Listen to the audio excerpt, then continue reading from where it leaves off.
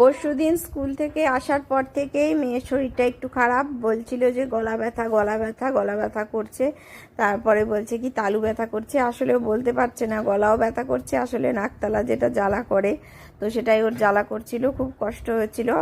সারা রাত তো আমাকে ঘুমোতে দেয়নি, ও নিজেও ঘুমোয়নি। তো এখন দুপুর 12:30 মতো বাজে, তো গায়ে ওর হালকা হালকা জ্বর এসেছে, তো খুব বেশি টেম্পারেচার না, তো যার জন্য আমি ওষুধটা দিইনি, হালকা হালকা জ্বর। তো ওকে আর আজকে স্নান করালাম না, তো ও বলছে কি মা মাথা ধুয়ে দাও, তো যার জন্য আমি দেখো ঘরের মধ্যে ও পলিথিন দিয়ে বালিশের ওপরে, আমাকেও ছোটোবেলা ঠিক এইভাবেই মা মাথায় জল দিয়ে দিত, মনে আছে, জ্বর হলেই মাকে বারবার বলতাম মাথায় জল দিয়ে দাও, জল দিলে যে কি আরাম লাগে।